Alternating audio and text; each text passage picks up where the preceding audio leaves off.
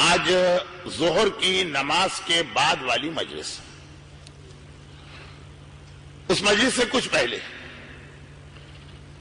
اب یہ مجمع کے اوپر ہوتا ہے کہ وہ کتنا زیادہ توجہ کے ساتھ خطیب کا بیان سن رہا، چاہے وہ کوئی بڑا عالم خطیب ہو یا کوئی چھوٹا سا مجھ جیسا طالب علم۔ جیسے ہماری تاریخ کے ایک بہت ہی عظیم مرجع، میرے پاس الفاظ نہیں ہیں کہ ان عظیم مرجع کی عظمت کو بیان کر سکوں، اور مجھے یہ بھی یقین سا ہے کہ مجمع کی اکثریت 99% لوگوں نے ان کا نام شاید پہلی بار سنا ہو۔ آیت اللہ العظمی آغا سید محمد کاظم طباطبائی صاحب العروۃ الوثقی، ان کی یہ کتاب اتنی مشہور کتاب ہے کہ آج کل تو گویا طریقہ یہ ہے کہ اگر یہ دیکھنا ہو کہ کوئی عالم مجتہد بنا کہ نہیں،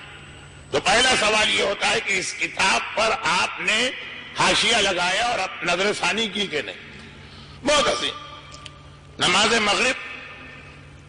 پڑھا کے فارغ ہوئے تو ایک آدمی نے آ کے یہ سوال کیا کہ یہ بتائیے کہ آج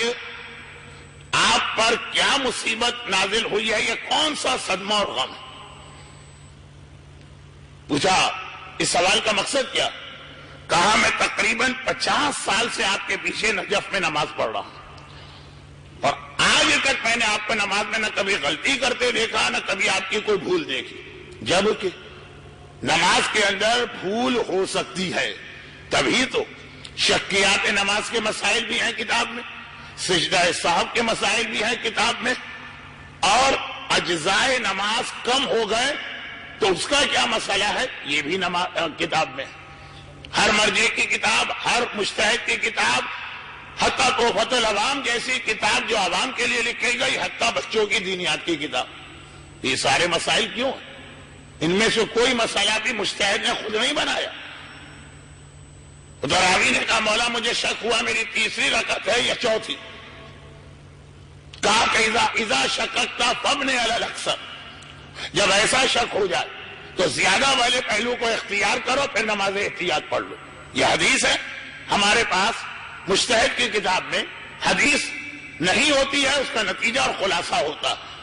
تو ہم یہ سمجھتے ہیں کہ مجتہد نے اپنی طرف سے یہ چیزیں بنائی۔ تو شکیات، سجدہ سہو، اجزائے نماز کا کم کر دینا، یہ اسی لیے ہے کہ غلطیاں ہوں گی، فطرت انسانی ہے، اور اللہ نے اس کے لیے گنجائش رکھی، مگر آپ 50 سال میں آج تک کبھی یہ غلطی نہیں ہوئی، آج ذرا سی ایسی کہ کسی اور نے تو محسوس بھی نہیں کیا۔ کہا کہ تو نے ٹھیک کہا ہے، میرا جوان بیٹا ابھی مر گیا تھا، اس کا لاشا گھر میں رکھا ہے، مغرب کی نماز کا وقت آ گیا تو وقت فضیلت نماز جماعت پڑھانے کے لیے میں لاشے کو چھوڑ کے یہاں آیا ہوں۔ بوڑھا باپ جوان بیٹے کا ابھی انتقال ہوا۔ تو یہ بعض اوقات مجمع اتنا ہوشیار اور سمجھدار بیٹھتا